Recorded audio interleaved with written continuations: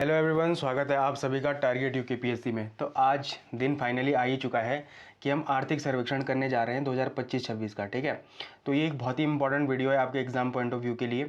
साथ ही साथ में अगर आप कोई भी एग्ज़ाम देंगे ना उत्तराखंड का आने वाले 2026-27 में, 2026 और 2027 का फरवरी से पहले, ठीक है, या मार्च से पहले, तो आपको आर्थिक सर्वेक्षण के वहाँ पर ये वाले आर्थिक सर्वेक्षण के आपको बहुत ज़्यादा क्वेश्चन देखने को मिलेंगे। चाहे वो यूकेपीएससी हो, ठीक है, चाहे वो यूकेपीएससी का कोई भी एग्ज़ाम हो, इवन पीसीएस हो, लोअर पीसीएस हो, और भी जो एग्ज़ाम होते हैं वो हो, ठीक है। बट अगर आप यूके ट्रिपल एससी का एग्ज़ाम भी दे रहे हैं तब भी ये वीडियो आपके लिए बहुत ही ज़्यादा इंपॉर्टेंट है। और मैं ये मानता हूँ कि देखो, आपने आर्थिक सर्वेक्षण बहुत सारे टीचर से पढ़ा होगा, बट आपने वहाँ पर फैक्चुअल पढ़ा होगा, बट आपकी जो अब एग्ज़ाम की डिमांड है ना, वो फैक्चुअल की नहीं है, वो एनालिटिकल हो चुकी है। ठीक है, कई बार आपको ऐसे क्वेश्चंस देखने को मिल रहे हैं आर्थिक सर्वेक्षण से जो एनालिसिस पे बेस है। अगर आपने आर्थिक सर्वेक्षण अच्छे से पढ़ा है, खुद से पढ़ा है, तो ही आप क्या कर पाएंगे, उनका आंसर कर पाएंगे। तो आज इस वीडियो में हम केवल और केवल आर्थिक सर्वेक्षण में आपको पढ़ाने नहीं आया हूँ। अगली बार से जब भी 2026-27 का जो आर्थिक सर्वेक्षण आएगा ना, जिसने भी ये वीडियो देखी होगी वो खुद से उस आर्थिक सर्वेक्षण को एनालाइज कर पाएगा, समझ पाएगा। ठीक है, कि आर्थिक सर्वेक्षण होता क्या है, क्यों इंपॉर्टेंट है, क्या इसमें होता है। ठीक है, ये सारी चीज़ें देखने को मिलेंगी आपको। लेकिन उससे पहले मैं आपको एक चीज़ बता देता हूँ, कुछ स्टैटिक नॉलेज है आर्थिक सर्वेक्षण का, ठीक है, जो आपके एग्जाम पॉइंट ऑफ व्यू के लिए अगेन बहुत ज़्यादा इंपॉर्टेंट है और वहाँ से क्वेश्चन भी आपको बहुत ज़्यादा देखने को मिलते हैं। ठीक है, तो जो मैं लिखता रहूँगा, मुझे उम्मीद है, देखो ये पीडीएफ में 100% अपने टेलीग्राम चैनल पर डालता रहूँगा। मतलब मैं ये मान के चल रहा हूँ कि अगर आर्थिक सर्वेक्षण की वीडियो बन रही है ना, तो ये 2 से 3 पार्ट में आएगी। ठीक है, 2 से 3 पार्ट में आएगी ये आर्थिक सर्वेक्षण की वीडियो, और आपको परेशान नहीं होना, ये थोड़ा लंबी भी हो सकती हैं। ठीक है, और इतने डिटेल में जब आर्थिक सर्वेक्षण आप पढ़ लेंगे ना, तो आपको खुद से एक चीज़ पता चलेगी कि आपको योजनाओं को रटने की ज़रूरत नहीं पड़ेगी। कुछ ऐसे डेटाज है जैसे एमएसएमई है, ठीक है, ऐसी चीज़ें हैं जो आपको फिर से कभी रटने की ज़रूरत नहीं पड़ेगी। आप उस चीज़ को यहीं पर समझ जाओगे। आप बहुत ज़्यादा टर्म्स जो इकोनॉमिक्स के होते हैं वो भी आप इसी वीडियो में समझ जाओगे। ठीक है, तो मैं आपको गारंटी देके चल रहा हूँ कि आपके चाहे वो किसके एग्जाम इकोनॉमी से क्वेश्चन हो, चाहे वो आर्थिक सर्वेक्षण से क्वेश्चन हो, वो आपके एक भी नहीं छूटेगा इस चीज़ से। ठीक है, जो भी क्वेश्चन यहाँ से आएगा, और 100% आता है, हर पेपर में यहाँ से क्वेश्चन देखने को आपको मिलेंगे। ठीक है, और बाकी जहाँ पर स्टैटिक पोर्शन होगा ना, जहाँ पर, तो वहाँ पर आप एनिमेशन मेथड से, मतलब जो हटाने वाले मेथड होते हैं, वहाँ से भी आप कुछ क्वेश्चन कर पाएंगे। ठीक है, इस वीडियो के बाद। ठीक, तो सबसे पहले इकोनॉमिक सर्वे। ठीक है, इकोनॉमिक सर्वे, ठीक है, और इकोनॉमिक सर्वे है क्या, ठीक है, और बजट क्या है। सबसे पहले हम इन दो टर्म्स को समझेंगे कि इकोनॉमिक सर्वे और बजट क्या चीज़ है। ठीक है, तो इकोनॉमिक सर्वे क्या होता है। इकोनॉमिक सर्वे होता है कि बीता हुआ वित्तीय वर्ष, जो वित्तीय वर्ष बीत चुका है, ठीक है, बीता हुआ वित्तीय वर्ष, ठीक है, वित्तीय वर्ष, और वो भी कौन सा हुआ, जो जा चुका है, मतलब पास्ट वाला। ठीक है, 1 साल पुराना वाला वित्तीय वर्ष।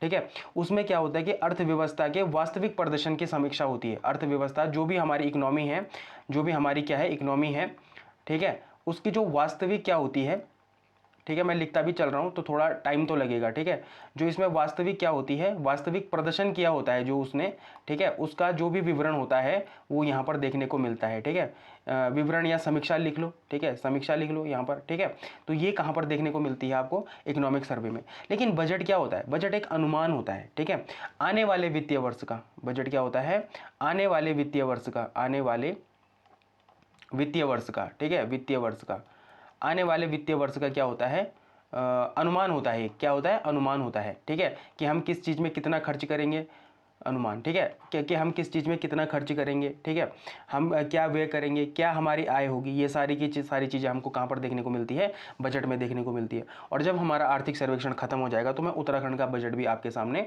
बताऊंगा। ठीक है, कि उत्तराखंड का बजट होता क्या है।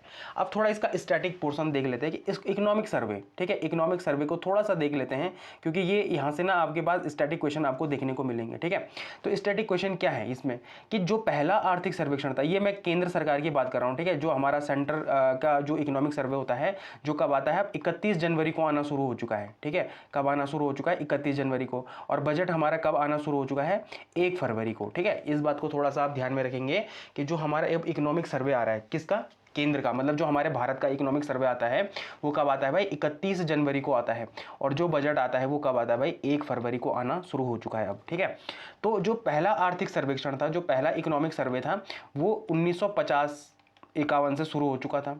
ठीक है, और पहले क्या होता था, इकोनॉमिक सर्वे और बजट, क्या होता था, इकोनॉमिक सर्वे और बजट जो होता था वो एक साथ आता था, मतलब क्या होता था, ये एक साथ आता था। लेकिन क्या हुआ 1964 में ये चीज़ें सारी की सारी क्या हो गई, चेंज हो चुकी हैं, चेंज हो चुकी थी। क्या आता था, अब इकोनॉमिक सर्वे बजट से एक दिन पहले आने लगा। इकोनॉमिक सर्वे क्या आने लगा, एक दिन पहले आने लगा, किससे, बजट से, एक दिन पहले आने लगा, किससे, बजट से, ठीक है, कब से, 1964 से, ठीक है। ये सारी चीज़ें आपको याद होनी चाहिए, ठीक है।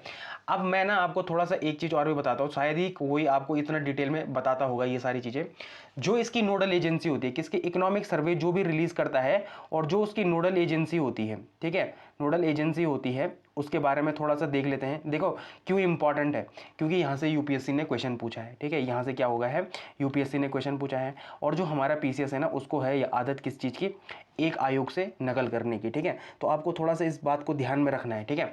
कभी आपको पूछे कि कौन सा मंत्रालय क्या करता है, इकोनॉमिक सर्वे जारी करता है, तो वो कौन सा करता है भाई, वित्त मंत्रालय करता है, ठीक है। ये तो सभी को पता होगा मुझे लगता है, ठीक है। वो कौन सा मंत्रालय जारी करता है, तो वित्त मंत्रालय जारी करता है।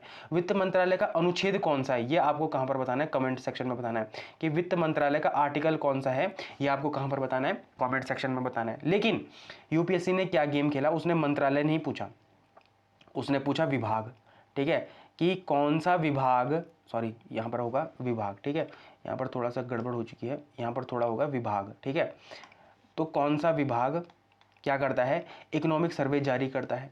अब यहीं पे लोगों का दिमाग खराब हो गया भाई, कि अभी तक तो हम केवल ये पढ़ते थे कि वित्त मंत्रालय ही क्या करता है, इकोनॉमिक सर्वे जारी करता है। तो कौन सा विभाग जारी करता है, तो डिपार्टमेंट ऑफ इकोनॉमिक अफेयर्स जारी करता है। डिपार्टमेंट ऑफ इकोनॉमिक अफेयर्स क्या करता है, ये विभाग क्या करता है, अपना इकोनॉमिक सर्वे जारी करता है।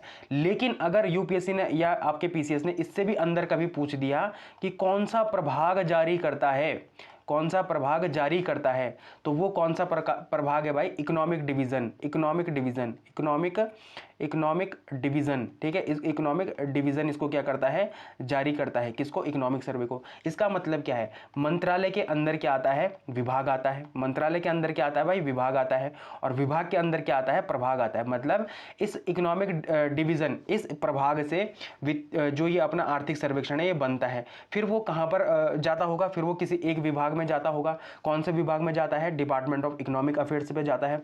फिर वो कौन से मंत्रालय में जाता है, तो भाई वित्त मंत्रालय में जाता है। और निर्मला सीतारमण जी जो हमारी क्या है, आर्थिक जो अर्थव्यवस्था की जो मंत्री हैं, ठीक है, वो क्या करती हैं, इसको इसको तो नहीं करती पेश, पर वो बजट को पेश करती हैं। लेकिन ये जो पूरी रिपोर्ट है, इकोनॉमिक सर्वे की जो पूरी रिपोर्ट है, पूरी रिपोर्ट है, ये किसके देखरेख में बनती है, ठीक है। तो ये किसके देखरेख में बनती है, तो भाई चीफ इकोनॉमिक एडवाइज़र की उसमें बनती है, ठीक है, देखरेख में बनती है, चीफ इकोनॉमिक एडवाइज़र के देखरेख में बनती है। और चीफ इकोनॉमिक एडवाइज़र मतलब मुख्य आर्थिक सलाहकार, इसको हिंदी में क्या कहते हैं, मुख्य आर्थिक सलाहकार, ठीक है, क्या कहते हैं, मुख्य आर्थिक सलाहकार कहते हैं, ठीक है। तो हमारा जो ये इकोनॉमिक सर्वे की जो पूरी रिपोर्ट बनती है, किसके देखरेख में बनती है भाई, मुख्य आर्थिक सलाहकार के देखरेख में बनती है। और मुख्य आर्थिक सलाहकार ही क्या करता है, इस इकोनॉमिक रिपोर्ट को क्या करता है, पेश भी करता है, ठीक है। तो ये सारी चीज़ें आपको क्या होनी चाहिए, पता होनी चाहिए। अब आपके पास एक तो क्वेश्चन है कि वित्त मंत्रालय कौन से आर्टिकल में, ये आपको यहाँ पर बताना है, कमेंट सेक्शन में बताना है।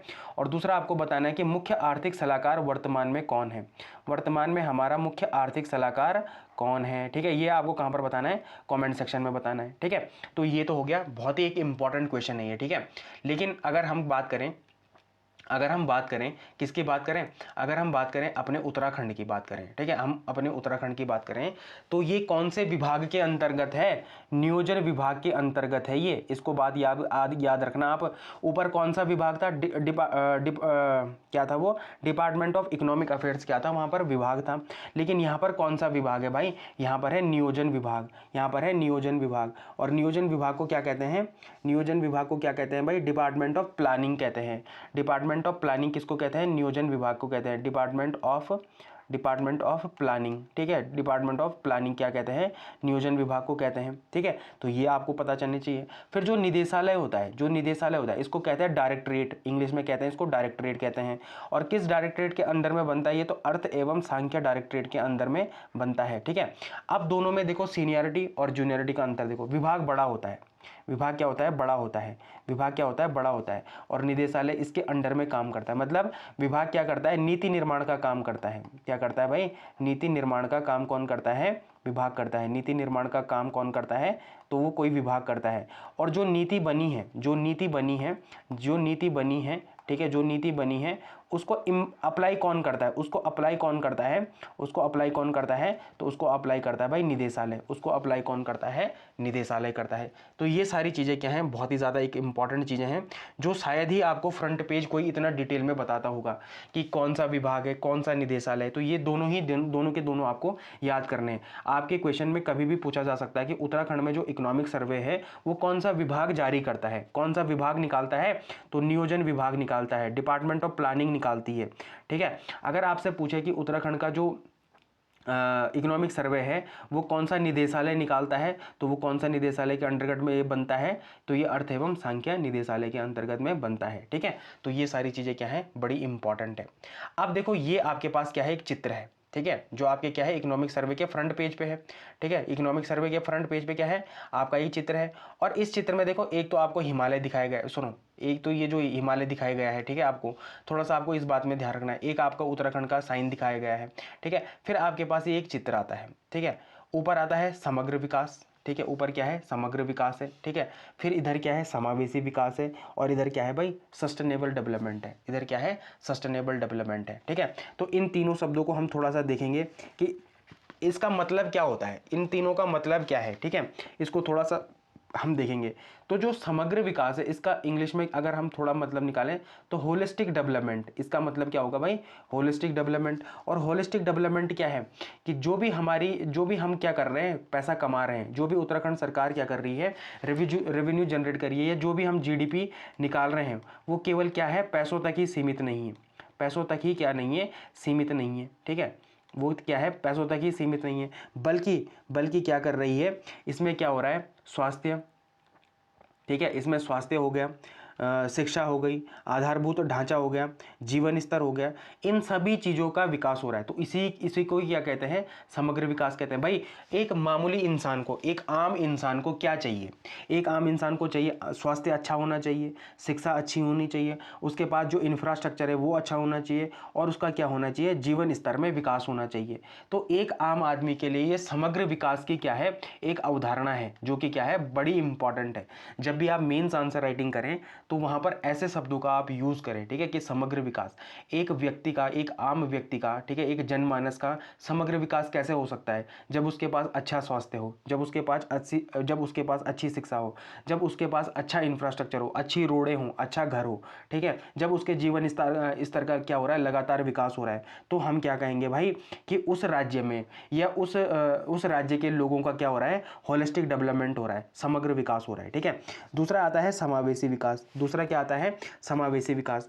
मतलब यहाँ पर समावेशी विकास का क्या मतलब है कि जो विकास हो रहा है, जो प्रदेश में, जो राज्य में विकास हो रहा है, वो विकास क्या हो रहा है, अंतिम छोर पर खड़े व्यक्ति को, अंतिम छोर पर जो व्यक्ति खड़ा है, जो अंतिम छोर पर जो व्यक्ति है, उसका भी क्या हो रहा है, डेवलपमेंट हो रहा है, उसका भी क्या हो रहा है भाई, डेवलपमेंट हो रहा है। तो इसको क्या कहते हैं हम, इसको क्या कहेंगे भाई, हम समावेशी विकास कहेंगे। ठीक है, उसको हम क्या कहेंगे, समावेशी विकास कहेंगे। मतलब कि जो यहाँ उत्तराखंड में जो भी नीतियाँ बन रही हैं, जो भी यहाँ पर डेवलपमेंट हो रहा है, उसका जो फायदा है वो समाज में अंतिम व्यक्ति तक भी क्या हो रहा है, पहुंच रहा है। तो उसे ही क्या कहेंगे, उसे हम क्या कहेंगे भाई, समावेशी विकास कहेंगे। और सतत विकास किसे कहेंगे, सतत विकास किसे कहेंगे, सतत विकास किसे कहेंगे भाई, तो सतत विकास का क्या मतलब है, इसका मतलब ये है कि जो उत्तराखंड क्या है, एक तो विशेष राज्य है, क्या है, एक तो विशेष राज्य है, ये आपको पता है। ठीक है, एक तो ये क्या है, विशेष राज्य है, क्योंकि यहाँ पर क्या है, भौगोलिक क्षेत्र क्या है, कठिन है। ठीक है, यहाँ पर क्या है, भौगोलिक क्षेत्र कठिन है, तो यहाँ का पर्यावरण क्या है, बड़ा इंपॉर्टेंट है। ठीक है, यहाँ का जो क्या है, पर्यावरण बहुत इंपॉर्टेंट है। तो जो यहाँ का जो पर्यावरण इंपॉर्टेंट है, इसका मतलब ये है कि पर्यावरण को नुकसान कम करके, नुकसान न पहुँचा के, नुकसान न देकर क्या हो रहा है, विकास किया जा रहा है। तो इसका मतलब क्या है कि पर्यावरण को नुकसान पहुंचाए बिना आर्थिक विकास किया जा रहा है, ठीक है, जो कि क्या होगा, हमारी भविष्य की पीढ़ियों के लिए भी क्या बचे रहेंगे, संसाधन बचे रहेंगे। तो इसी शब्द से क्या निकलता है, सतत विकास की बात आती है और लगातार विकास की बात आती है, मतलब पीढ़ी दर पीढ़ी की विकास की क्या आती है, यहाँ पर बात आती है। और जब ये आप इकोनॉमिक सर्वे पढ़ेंगे ना, तो आपको यहाँ पर पता चलेगा कहीं पर 26 गुना की वृद्धि हुई है, कहीं पर 30 गुना की वृद्धि हुई है। तो ये सारी चीज़ें आपको वहाँ पर देखने को मिलेगी, ठीक है। अब जो यहाँ देखो एक पेड़ है, पेड़ में ये बहुत सारी पत्तियां, जैसे शिक्षा हो गया, पर्यटन हो गया, वित्त हो गया, ठीक है, आर्थिकी हो गया, स्वास्थ्य हो गया, जल शक्ति हो गया, कौशल विकास हो गया, पशुपालन हो गया। तो इनको मेनली आप ना 4 कैटेगरी में डिवाइड कर सकते हैं। कितनी कैटेगरी में डिवाइड कर सकते हैं, तो 4 कैटेगरी में डिवाइड कर सकते हैं। पहला है तो अर्थव्यवस्था का एक वृक्ष है ये, ठीक है, अर्थव्यवस्था का वृक्ष है, ठीक है, ये पूरा का पूरा क्या है, एक अर्थव्यवस्था का क्या है, पूर्ण तरीके से वृक्ष है। और इसको हम 4 भागों में बांटेंगे अगर, तो एक तो हम क्या बांटेंगे, प्राइमरी सेक्टर में, जैसे शिक्षा हो गई, ठीक है, शिक्षा हो गई, सॉरी शिक्षा नहीं, शिक्षा तो क्या हो जाएगी, सामाजिक ढांचे में आ जाएगी। चलो पहले सामाजिक ढांचे में ही मान लेते हैं।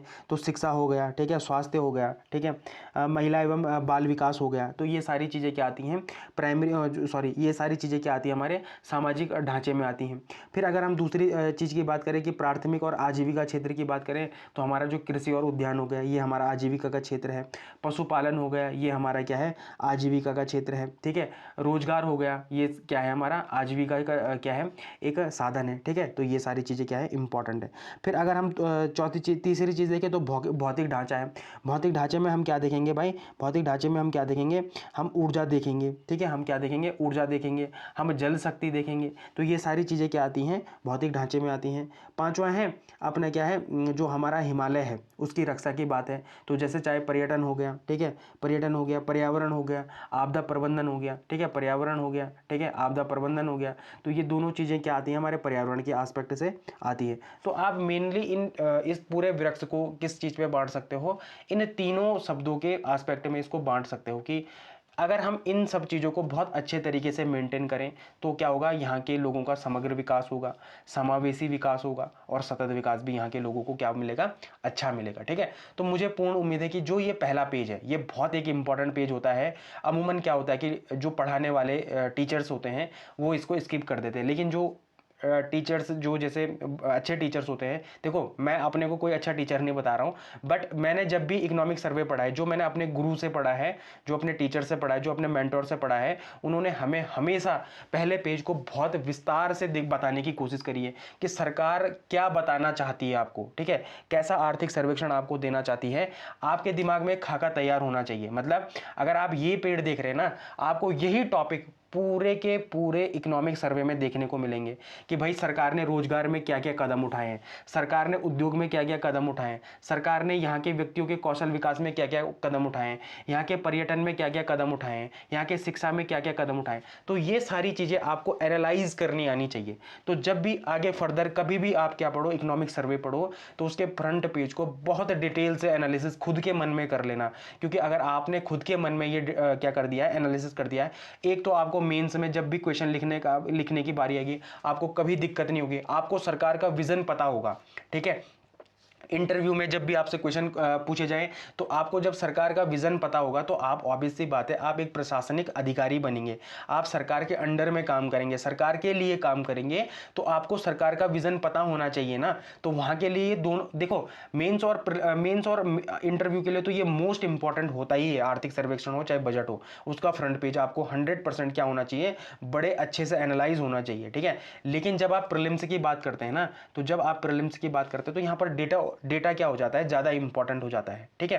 पर आपको पता तो होना चाहिए कि एटलीस्ट आपकी सरकार, आपकी गवर्नमेंट, आपका उत्तराखंड का जो की सरकार है वो क्या देने की कोशिश कर रही है आपको, ठीक है। तो ये सारी चीजें क्या होनी चाहिए, आपको पता होनी चाहिए, ठीक है। तो ये सारी चीजें मुझे उम्मीद है कि आपको अच्छे से पता चल गई होंगी, ठीक है। अब हम बढ़ते हैं आगे। अब हम जब आगे बढ़ेंगे तो देखो आपके पास ना इसमें कितने सारे चैप्टर होंगे। देखो मैं क्यों नहीं, मतलब मैं भी तो चाहता कि इसकी एक अलग पीडीएफ बना के लिया था, बट मुझे ऐसा लगा कि मैं आपको इस बार आर्थिक सर्वेक्षण पढ़ना सिखाऊंगा, ठीक है। क्या करना सिखाऊंगा, आर्थिक सर्वेक्षण पढ़ना सिखाऊंगा। अब देखो यहाँ पर इन लोगों ने क्या करा है, आर्थिक सर्वेक्षण को तैयार किया है, ठीक है।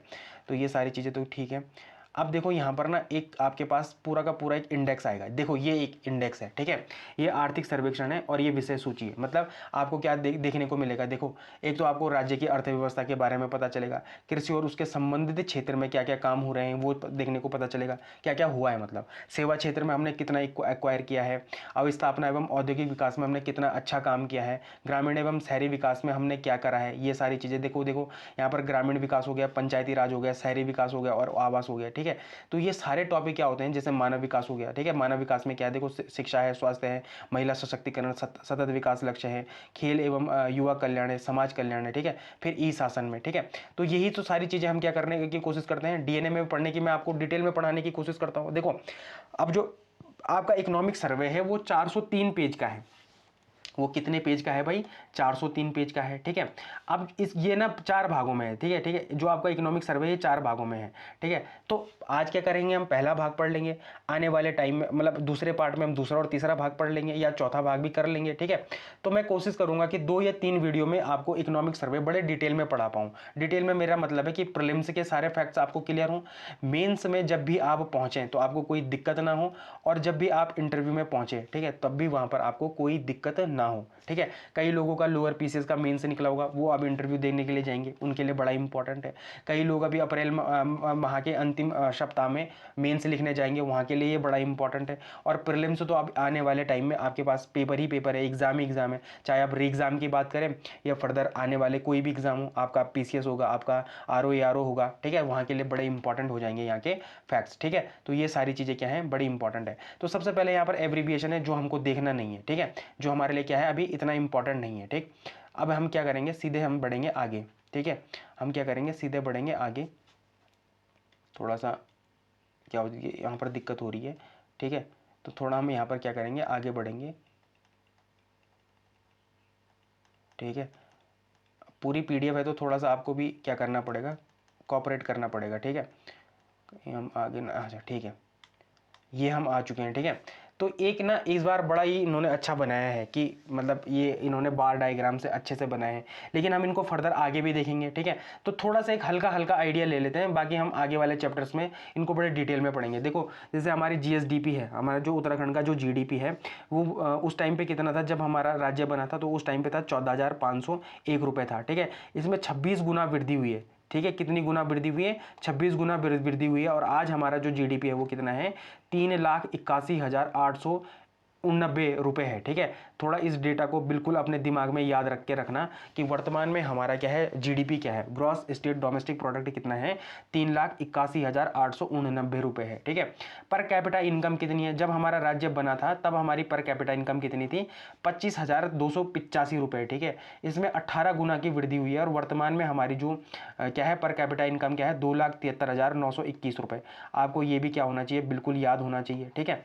ये दोनों डेटा आपको बिल्कुल याद होने चाहिए। हमारा जीडीपी कितना है, तो 3,81,889 रुपये, ठीक है। हमारा पर कैपिटा इनकम कितना है हमारे राज्य में, तो 2,73,921 रुपये, ठीक है, पर कैपिटा इनकम है। फिर हमारा जो ये साइज बड़ा है, ठीक है, जो हमारा बजट का साइज बढ़ाई है, हम आगे देखेंगे। जो हमारी मैन्युफैक्चरिंग अंडर सेकेंडरी सेक्टर, जो द्वितीयक क्षेत्र है, उसमें मैन्युफैक्चरिंग कितनी बढ़ी है, ठीक है, परसेंटेज में, ठीक है। तो ये कितनी बढ़ी है, 26.45% के आसपास बनी है, लगभग 3 गुना ज़्यादा बढ़ी है, ठीक है। तो ये सारी चीज़ें क्या है, इंपॉर्टेंट है। हमारे यहाँ पर जो एमएसएमई में जो ठीक है, एमएसएमई इन नंबर जो कितने बड़े हैं हमारे यहाँ पर एमएसएमई अब इतने हो चुके हैं, 4,56,605 एमएसएमई हो चुके हैं। स्टार्टअप कितने हो चुके हैं, लगभग 1100 स्टार्टअप हो चुके हैं हमारे उत्तराखंड में, ठीक है। ये सारी चीज़ें इंपॉर्टेंट है। लार्ज इंडस्ट्री अब 107 हो चुकी हैं, ठीक है। तो ये सारी चीज़ें क्या है, इंपॉर्टेंट है। तो अब जैसे जीआई टैग है, अब 29 जीआई टैग हो चुके हैं उत्तराखंड में, ठीक है। तो ये जो डेटा है ये इंपॉर्टेंट है, और ये मैं क्या करूँगा कि अपने टेलीग्राम चैनल में इसको डाल दूंगा, ठीक है, इस पूरी पीडीएफ को डाल दूंगा। मैं उम्मीद करता हूँ आपसे, आप ये पहला चैप्टर ना जरा ढंग से देखना, ठीक है, कि कहाँ पर कितने गुना की वृद्धि हुई है, क्या हुई है, ठीक है। ये हम फर्दर आगे भी देखेंगे, इस वजह से मैं इसको स्किप कर रहा हूँ, ठीक है। इसको हम क्या कर रहे हैं, स्किप कर रहे हैं, क्योंकि हम इसको क्या कर देखेंगे, आगे भी देखेंगे। जैसे हेल्थ सेक्टर हो गया, इकोनॉमिक सेक्टर हो गया, एग्रीकल्चर सेक्टर हो गया, ठीक है, फॉरेस्ट हो गया, वाइल्ड लाइफ हो गया, टूरिज्म हो गया, ठीक है, होटल जितने भी हो गए हैं, पॉवर्टी है, देखो पॉवर्टी, तो ये हो गया। देखो देखो यहाँ पर एक चीज़ मैं बताना चाहता हूँ आपको। एक तो लेबर फोर्स पार्टिसिपेशन रेट, देखो इकोनॉमिक सर्वे के हिसाब से जो क्या होती है लेबर फोर्स होती है वो कितने से कितने साल की होती है, 15 से 59 साल की होती है। ये बहुत बार पेपर में आता है, ठीक है, कि according to the economic survey जो हमारी लेबर फोर्स होती है, ठीक है, वो कितने से कितने साल की होती है, तो 15 से 59 साल की होती है, ठीक है।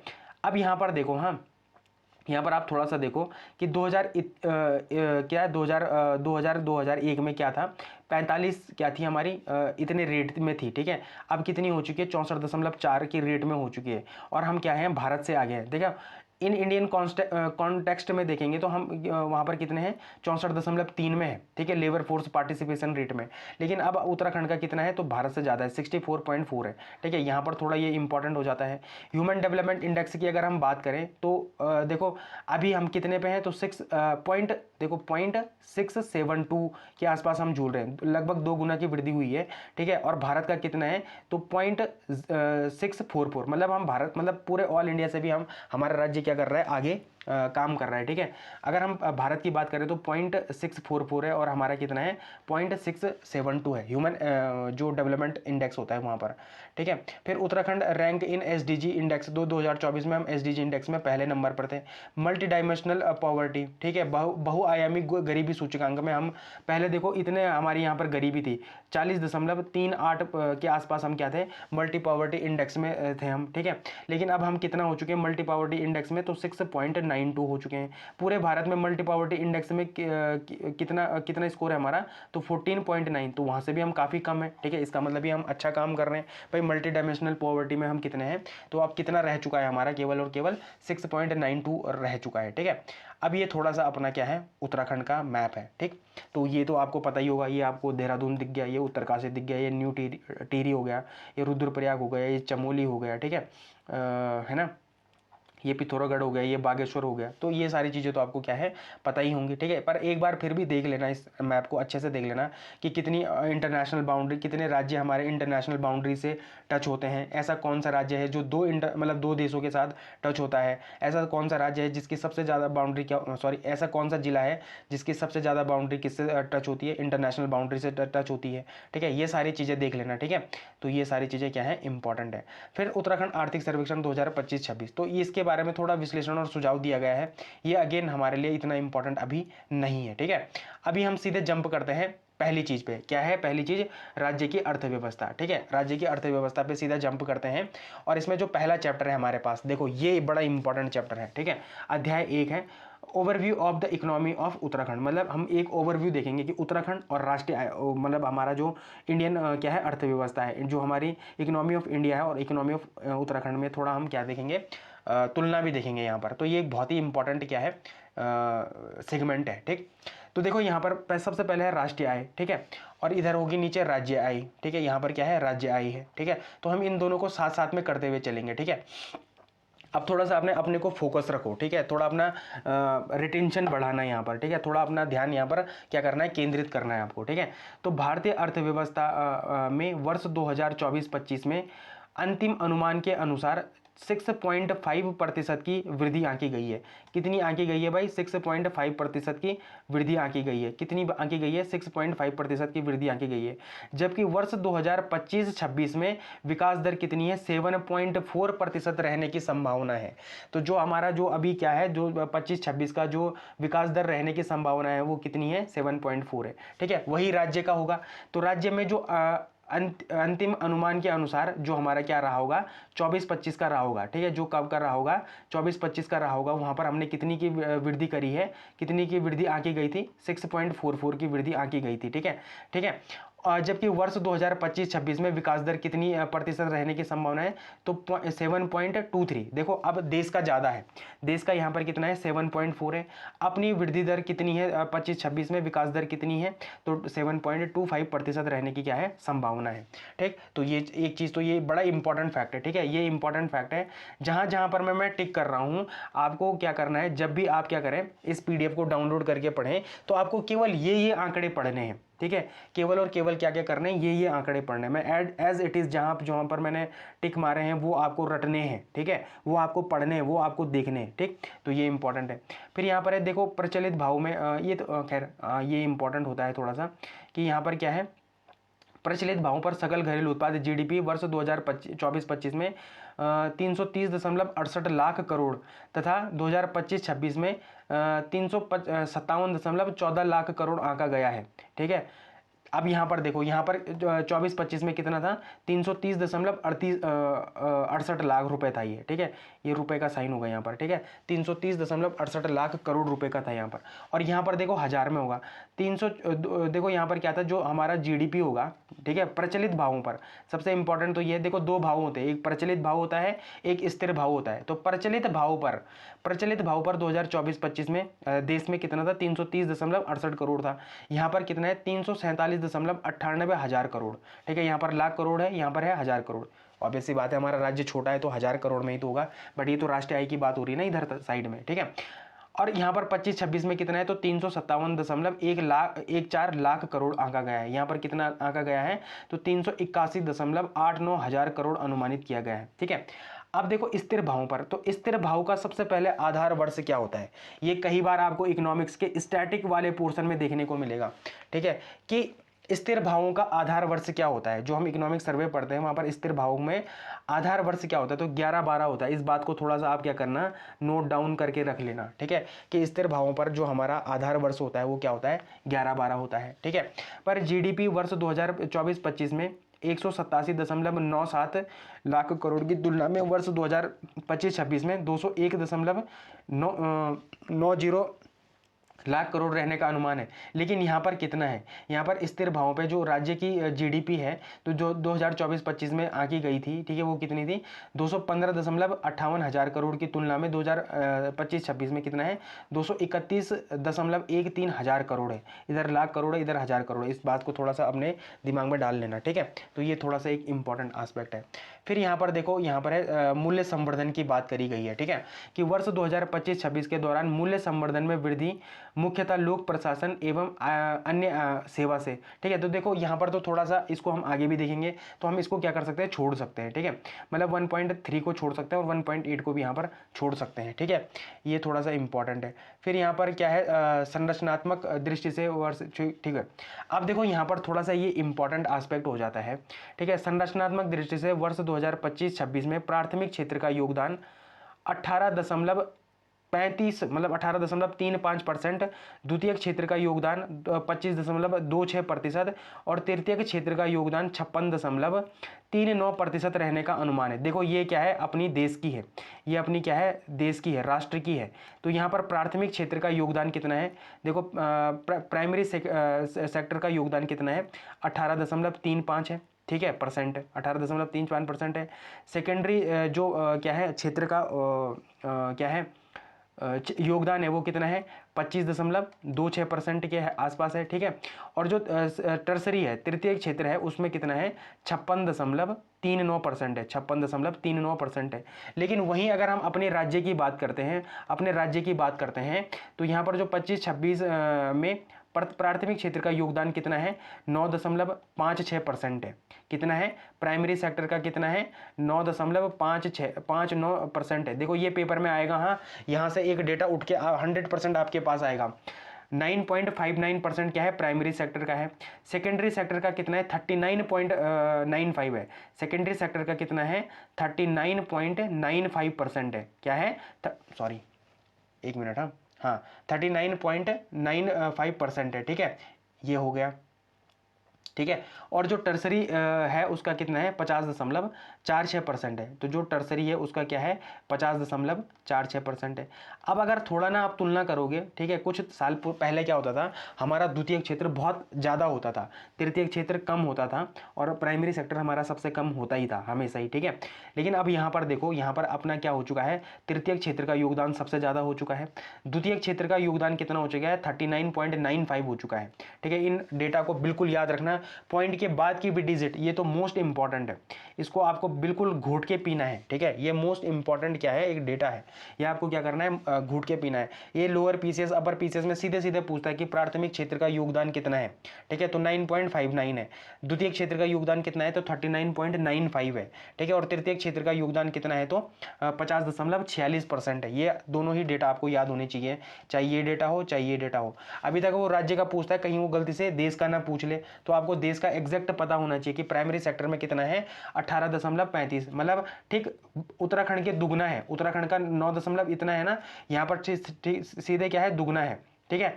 द्वितीय क्षेत्र का 25.26% क्या है, देश में है सेकेंडरी में, यहाँ पर सेकेंडरी में कितना है, 39.95 है।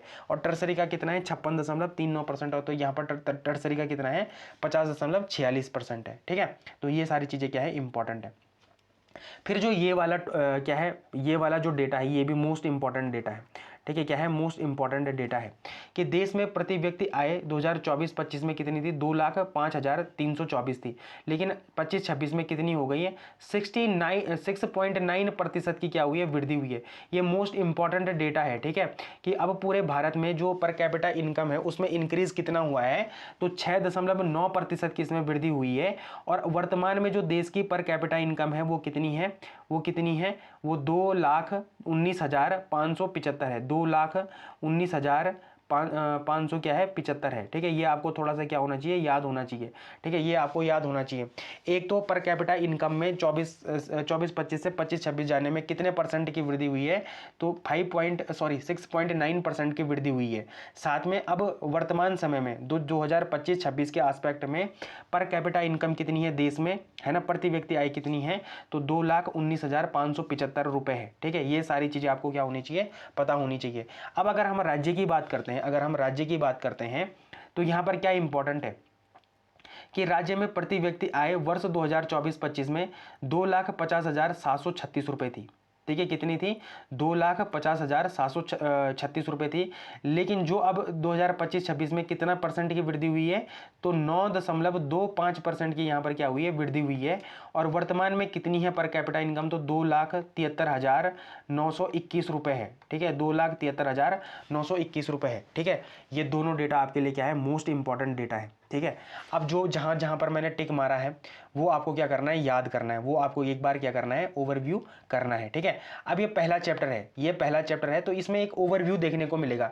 बाकी हम जब आगे चैप्टर वाइज चैप्टर पढ़ेंगे ना, तो आपके पास एक चैप्टर ये भी आएगा, ठीक है, एक चैप्टर राज्य की अर्थव्यवस्था भी, ठीक है, देखने को मिलेगा आपको बाद में, ठीक है, कि वहाँ पर कैपिटा इनकम कितनी है, पर कैपिटा इनकम कितनी है, वहाँ पर जो अपना जो प्राथमिक क्षेत्र है, द्वितीय क्षेत्र है, तृतीय क्षेत्र है, उसका योगदान कितना है, वो आपको डिटेल में देखने को मिलेगा। बट ये ओवरव्यू भी एक बार आप देख के चले जाओ, कई बार देखो आपको अब इकोनॉमिक सर्वे में क्या होगा, मेरे साथ ही आप रटते हुए चले जाओ इसको, ठीक है। बाद में आपको ऐसा नहीं करना चाहिए कि बाद में रट लेंगे, बाद में देख लेंगे, नहीं, ऐसा नहीं करो। अगर आप 2 घंटे दे रहे हो, 3 घंटे दे रहे हो इकोनॉमिक सर्वे को पढ़ने में, तो मेरे साथ ही इसको क्या करते चलो, रटते चलो। तो ये सारी चीजें क्या है, बड़ी इंपॉर्टेंट है आपके एग्जाम पॉइंट ऑफ व्यू के लिए, ठीक है। अब यहां पर हम दूसरा पॉइंट है, इसको पूर्ण तरीके से क्या कर सकते हैं, स्किप कर सकते हैं, ठीक है। ये इतना इंपॉर्टेंट नहीं है, कराधान भी इतना इंपॉर्टेंट नहीं है अभी, ठीक है, मतलब आपके एग्जाम के लिए इंपॉर्टेंट नहीं है, बाकी तो वैसे क्यों नहीं इंपॉर्टेंट है, ठीक है। अब देखो भाव संचलन, यहाँ पर भाव संचलन थोड़ा सा इंपॉर्टेंट है।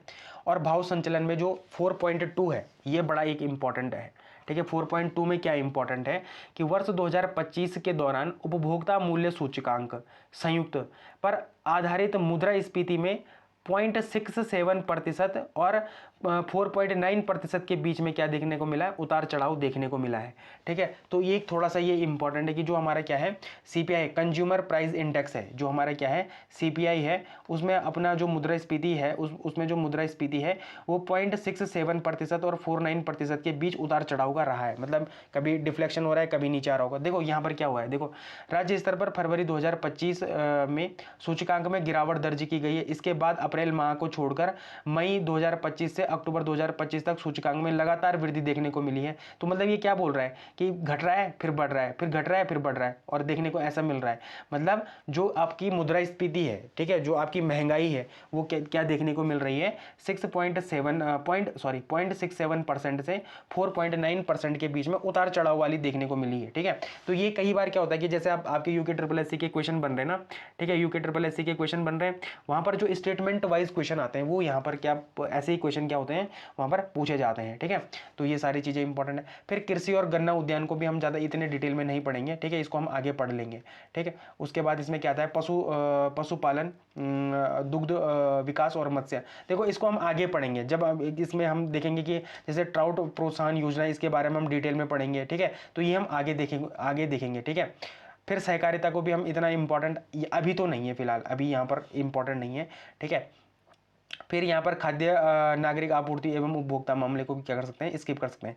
अब ये थोड़ा सा इंपॉर्टेंट है, जो ये पॉइंट 9 इंपॉर्टेंट है, ये मोस्ट इंपॉर्टेंट क्या है, ओवरव्यू है, ठीक है। वैसे हम इसको बाद में डिटेल में पढ़ेंगे, बट यहाँ पर एक ओवरव्यू है, ठीक है। अब यहाँ पर क्या है, देखो 9.1 में वर्ष 2024-25 में माननीय प्रधानमंत्री जी द्वारा एक पेड़ माँ के नाम से अभिनव पहल प्रारंभ की गई। तो ये आपसे पूछा जा सकता है कि एक पेड़ माँ के नाम किसने शुरू किया, तो माननीय प्रधानमंत्री जी हैं जो हमारे नरेंद्र मोदी जी हैं, उनके द्वारा किया गया, और वर्ष कब किया गया, 2024-25 में किया गया, ठीक है।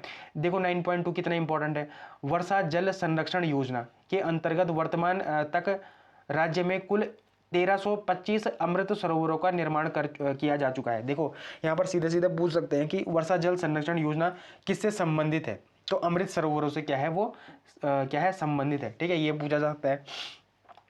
फिर वन विभाग द्वारा फॉरेस्ट फायर उत्तराखंड एप्लीकेशन विकसित किया गया। इस ऐप से वनाग्नि की घटनाओं, अलर्ट की real time monitoring, response time आदि का अनुसरण केंद्रीय डैशबोर्ड के माध्यम से किया जाएगा। देखो ये जो जैसे ये क्या है, ये जो स्टेटमेंट है ना, ये सही कई बार आपको स्टेटमेंट वाले क्वेश्चन में पूछा जा सकता है कि हाल ही में वन विभाग द्वारा एक फॉरेस्ट फायर उत्तराखंड एप्लीकेशन विकसित की गई है, जिसका काम क्या है, जिसका काम है कि वनाग्नि की घटनाएं, अलर्ट की real time monitoring, response time आदि का क्या करना, डैशबोर्ड तैयार करना, एक केंद्रीय डैशबोर्ड तैयार करना। तो ये सारी चीज़ें क्या है, इंपॉर्टेंट है। फिर परिवहन और संचार को भी हम आगे देख लेंगे, ठीक है, जब हम इसका मेन चैप्टर को देखेंगे कि जैसे जो स्क्रैपिंग सुविधाएं हैं वो कहाँ कहाँ पर है। 5 फार्मों का पंजीकरण, वाहन स्क्रैपिंग सुविधा ज्ञापन किया गया है। 15 वर्ष से अधिक जो भी चीज़ें हैं, मॉडल है, ये हम आगे मेन चैप्टर में इसको क्या करेंगे, एक बार देख लेंगे, ठीक है।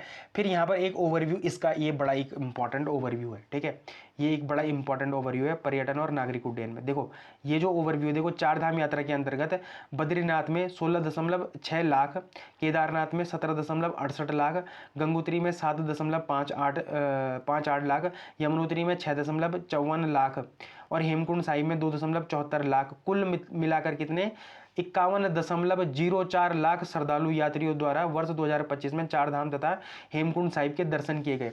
ये देखो आपको जब भी आप पर्यटन पे लिखो अपने 4 धाम यात्रा पे, ठीक है, वहां पर आप बता सकते हैं कि ये राज्य के लिए कितना इंपॉर्टेंट है, पर्यटन कितना इंपॉर्टेंट है राज्य के लिए। अब देखो यहाँ पर भी क्या इंपॉर्टेंट है, यहाँ पर क्या इंपॉर्टेंट है, थोड़ा सा इस एस्पेक्ट में भी देख लेते हैं।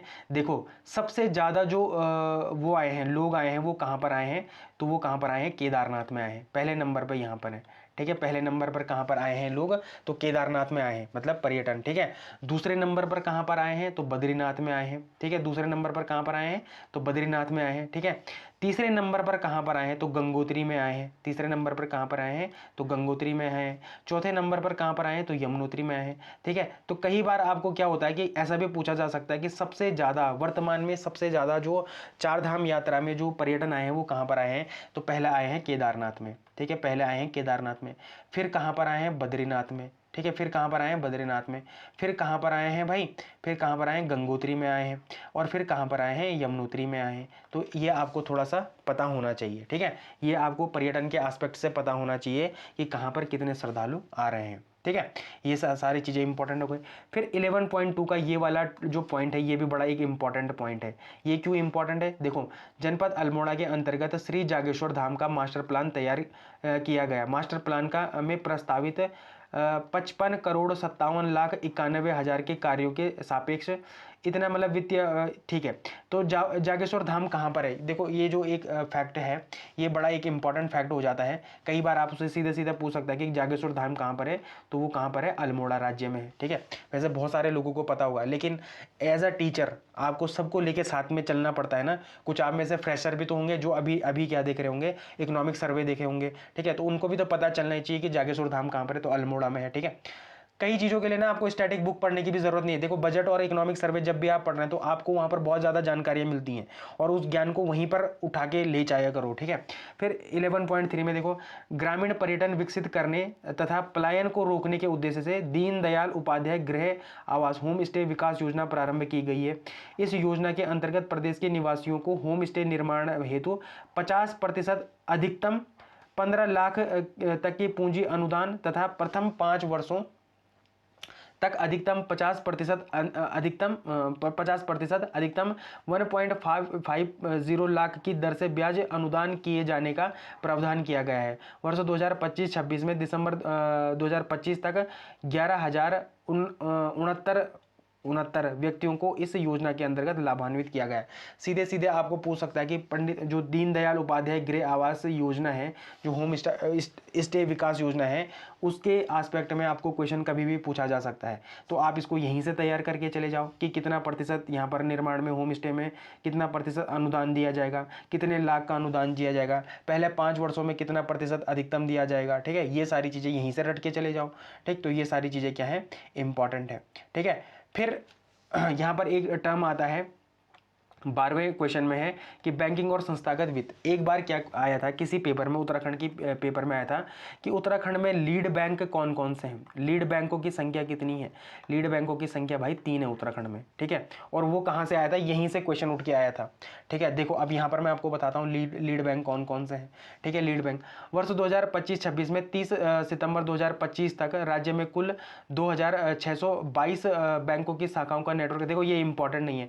46% ग्रामीण क्षेत्रों में है, 24% अर्ध शहरी क्षेत्रों में और 30% शहरी क्षेत्रों में कार्य कर रहे हैं। ये बड़ा एक इंपॉर्टेंट डेटा है कि जो आपके बैंक हैं वो कहाँ कहाँ पर कितने प्रतिशत में है, ठीक है। या वो क्वेश्चन पूछ देगा कि जो आपके बैंक हैं, ठीक है, जो आपके क्या है बैंक हैं, वो सबसे ज़्यादा परसेंट में कहाँ पर है, ग्रामीण क्षेत्र में है, अर्ध शहरी क्षेत्र में या शहरी क्षेत्र में। तो सबसे ज़्यादा बैंक भाई कहाँ पर है, ग्रामीण क्षेत्र में है, ठीक है। नंबर 1 पे क्या है, ग्रामीण क्षेत्र में। यहाँ पर कितने बैंक हैं, कितने परसेंट बैंक है, 46% बैंक है। दूसरे नंबर पर है शहरी क्षेत्र बैंक, शहरी क्षेत्रों में बैंक है, वहाँ पर कितने परसेंट है भाई, 30% वहाँ पर क्या है, शहरी क्षेत्रों में। और अर्ध शहरी क्षेत्रों में कितने परसेंट है, तो 24% वहाँ पर क्या है, बैंक है, ठीक है। तो ये डेटा क्या है, बहुत ज़्यादा इंपॉर्टेंट है। बाकी लीड बैंक की जहाँ तक बात है तो देखो एक तो SBI है, ठीक है, एक SBI है, एक है PNB और एक है BOB, बैंक ऑफ बड़ौदा। ये 3 जो बैंक हैं ये उत्तराखंड में क्या है, लीड बैंक है। देखो यहाँ पर सीधा सीधा लिखा है, देखो 30 सितंबर 2025 तक राज्य में सर्वाधिक क्षेत्र में बैंकों की कुल 1435 शाखाओं का नेटवर्क है। SBI की सबसे ज़्यादा शाखा है 444, PNB की कितनी है 296 है और बैंक ऑफ बड़ौदा की कितनी है 138 शाखाएं हैं। निजी क्षेत्र के बैंकों का 511 शाखाओं का नेटवर्क है। मतलब लीड बैंक कौन है, SBI, PNB और BOB, बैंक ऑफ बड़ौदा। ये एक आया हुआ क्वेश्चन है कि उत्तराखंड में लीड बैंकों की संख्या कितनी है, 2, 3, 4, 5। तो वहां पर सही आंसर था 3। और वही क्वेश्चन इकोनॉमिक सर्वे से ही आया है, पुराने वाले इकोनॉमिक सर्वे से, ठीक है। वहां पर भी बताया गया था जो 2024-25 का इकोनॉमिक सर्वे था, ठीक है। तो मुझे उम्मीद है कि यहाँ पर, और यहाँ पर सबसे ज़्यादा शाखाएं किसकी हैं, SBI की हैं, फिर किसकी हैं, PNB की हैं और फिर किसकी हैं, BOB की हैं। तो ये वाला पॉइंट भी आपको क्या करना है, थोड़ा सा याद रखना है, ठीक है। अब उसके बाद देखो, उसके बाद आ जाता है 13वां पॉइंट। उसके बाद इतना कुछ इंपॉर्टेंट है नहीं यहाँ पर। उसके बाद 13वां पॉइंट है विद्युत से संबंधित है, ठीक है, विद्युत से संबंधित है, ठीक है, 13वां पॉइंट। और इसका जो 13.4 है ये थोड़ा सा एक इंपॉर्टेंट पॉइंट है, ठीक है, क्योंकि ये पिटकुल के बारे में है। अब देखो यहाँ पर ना, यहाँ पर जो इंपॉर्टेंट है, यहाँ पर क्या इंपॉर्टेंट है कि पिटकुल की क्रेडिट रेटिंग क्या हो चुकी है, A+ से A++ हो चुकी है। मतलब पहले जो पिटकुल की रेटिंग थी वो A+ थी, अब क्या हो चुकी है, A++ हो चुकी है। अरे इसका फायदा क्या है, इसका फायदा क्या है कि जो पिटकुल को अब ऋण मिलता है, जो ऋण मिलता है उसमें पहले कितने परसेंट की छूट थी, तो उसमें पहले 0.25% की छूट थी। क्या थी, 0.25% की छूट थी। लेकिन अब A+ आने में कितना है, 0.75% की इसको क्या मिलेगी, ऋण में छूट मिलेगी, ठीक है। तो यहाँ पर देखो पिटकुल की क्रेडिट रेटिंग A+ से A++ हो चुकी है, कर दी गई है, जिसके फलस्वरूप पिटकुल को ऋण में 0.75% की छूट मिलेगी। अब A++ आने में कितनी मिलेगी, 0.75% की छूट मिलेगी। लेकिन पहले जब वो A+ में था तो कितने % की छूट मिलती थी, तो 0.25% की छूट मिलती थी। तो थोड़ा ये डेटा एक इंपॉर्टेंट है, ये कभी भी आपके क्वेश्चन में आ सकता है, ठीक है, कभी भी आपको पूछा जा सकता है। तो ये भी क्या है, एक इम्पॉर्टेंट एस्पेक्ट है। उसके बाद जो 14वां क्वेश्चन है, ठीक है, ये वाला जो पॉइंट है, सॉरी, जल संसाधन एवं प्रबंधन। तो यहाँ पर थोड़ा सा ये सारी चीज़ें क्या है, इंपॉर्टेंट होती हैं। और क्या इंपॉर्टेंट होती हैं, जैसे नमामि गंगे कार्यक्रम हो गया, ठीक है, कि नमामि गंगे कार्यक्रम के अंतर्गत वर्तमान में कितनी कुल योजनाएं चल रही हैं, तो 29 योजनाएं स्वीकृत हैं, ठीक है। तो ये थोड़ा सा इंपॉर्टेंट हो जाता है। बाकी देखो ये थोड़ा सा इंपॉर्टेंट, ये 14.5 है, ये कई बार क्वेश्चन में आता है कि देखो यहाँ पर क्या है कि 2025-26 में विभाग के अधीन 3132 छोटी पर्वतीय एवं भावर नहरें हैं। इसके अतिरिक्त 1764 नलकूप, 371 लघु ढाल नहरें निर्मित की गई हैं। नहरों, नलकूपों और पंप नहरों का कुल CCA इतना हेक्टेयर है, ठीक है। अब यहाँ पर थोड़ा सा इंपॉर्टेंट है, पूरे भारत में अगर जो सिंचाई होती है ना, वो सबसे ज़्यादा किससे होती है, तो वो नलकूप से होती है। पहले नंबर पर जो सिंचाई होती है वो नलकूप से होती है, इस बात को थोड़ा सा याद रखना, ठीक है। दूसरे नंबर पर जो सिंचाई होती है वो नहरों से होती है, ठीक है, ठीक है। थोड़ा सा ये आपको क्या करना है, ये रिमेंबर करना है, इसको याद रखना है। फिर 15वां जो अपना क्या है, एक ये एस्पेक्ट है, सड़क और रेल के एस्पेक्ट से है, ठीक है। तो यहाँ पर भी एक इम्पॉर्टेंट फैक्ट है, एक तो ये इम्पॉर्टेंट है कि प्रदेश में वर्तमान तक 3595 किलोमीटर लंबे राष्ट्रीय राजमार्ग बन चुके हैं, जो NH है, ठीक है, जो नेशनल हाईवे हैं, वो कितने बन चुके हैं, कितना किलोमीटर का बन चुका है, 3595 किलोमीटर का बन चुका है, ठीक है। ये एक थोड़ा सा इंपॉर्टेंट फैक्ट है आपके पास। बाकी 15.3 है, 15.3 में थोड़ा एक टर्म आया था, ये मैं आपको बताना चाहता हूँ, ठीक है, और ये मैं आपको DNA में भी बता चुका हूँ, CSR, ठीक है। इसका मतलब क्या होता है, कॉर्पोरेट सोशल रिस्पॉन्सिबिलिटी, ठीक है, रिस्पॉन्सिबिलिटी, ठीक है। कॉर्पोरेट सोशल रिस्पॉन्सिबिलिटी के अंतर्गत केदारनाथ धाम में कुल 47 कार्य हैं, इसकी लागत इतने करोड़ की स्वीकृति, ठीक है। मतलब यहाँ पर मैं थोड़ा सा आपको CSR के बारे में बताना चाह रहा था कि कॉर्पोरेट सोशल रिस्पॉन्सिबिलिटीज़ की फुल फॉर्म होती है, ठीक है। ये कभी भी आपके क्वेश्चन पेपर में आ सकता है। बाकी और क्या है इसमें, 15.4 में क्या है, CSR के अंतर्गत श्री बद्रीनाथ धाम माणा मास्टर प्लान की में कुल 53 कार्य, ये इतना इंपॉर्टेंट है नहीं, इसको हम क्या कर सकते हैं, छोड़ सकते हैं, ठीक है। उसके बाद 16 वाला, ठीक है, हाँ थोड़ा सा ये इंपॉर्टेंट है, देखो इसका पहला पॉइंट बड़ा इंपॉर्टेंट है, ठीक है। क्या है, वर्ष 2025-26 में कुल 94,595 औद्योगिक इकाइयाँ हैं। गत 25 वर्षों में इकाइयों की संख्या में 6 गुना से अधिक की वृद्धि के सापेक्ष निवेश में 25 गुना तक और रोजगार में 12 गुना से अधिक की वृद्धि हुई है। थोड़ा सा ये आप याद रखना कि जो इनकी इकाइयों की संख्या हुई है, मतलब इकाइयों की मतलब यूनिट्स जो बढ़े हैं वो 6 गुना बढ़े हैं, ठीक है। और जो इसमें निवेश हुआ है वो 25 गुना हुआ है, और रोजगार कितना बढ़ा है, तो 12 गुना बढ़ा है। इसका मतलब उद्योग भी क्या है, हमारे लिए बहुत ही ज़्यादा इंपॉर्टेंट है, हमारे लिए रोजगार बढ़ाने के लिए, ठीक है। तो ये थोड़ा सा क्या है, एक इम्पॉर्टेंट एस्पेक्ट है। उसके बाद अगर हम 17वां देखते हैं, 17 पॉइंट में देखते हैं क्या कि श्रम रोजगार एवं कौशल विकास में देखते हैं। तो इसमें जैसा पहला है कि प्रधानमंत्री श्रम योगी मानधन योजना के अंतर्गत असंगठित क्षेत्र के श्रमिकों को वृद्धावस्था में सामाजिक सुरक्षा प्रदान करने के लिए पेंशन दी जाती है के उद्देश्य से भारत सरकार द्वारा स्वैच्छिक एवं आवधिक योगदान आधारित योजना प्रधानमंत्री श्रम योगी मानधन प्रारंभ की गई है। असंगठित क्षेत्र के विभिन्न नियोजन एवं कार्यकलापों के में कार्यरत श्रमिक जिसकी मासिक आय कितनी है, 15,000 है, अपना नामांकन कराते हैं। देखो ये थोड़ा सा एक इंपॉर्टेंट एस्पेक्ट है। देखो आपसे पूछा जा सकता है कि प्रधानमंत्री श्रम योगी मानधन योजना किन से संबंधित है, तो असंगठित क्षेत्र के श्रमिकों से संबंधित है, ठीक है, असंगठित क्षेत्र के श्रमिकों से संबंधित है। और वृद्धावस्था में उनको क्या दी जाती है, इसमें पेंशन दी जाती है। तो इस योजना, ये योजना भी क्या आ सकती है, आपके पास पेपर में आ सकती है। बाकी ईज ऑफ डूइंग को बढ़ाने के लिए कंप्यूटरीकृत करा गया है, ये सारी चीज़ें हुई हैं फिर, ठीक है।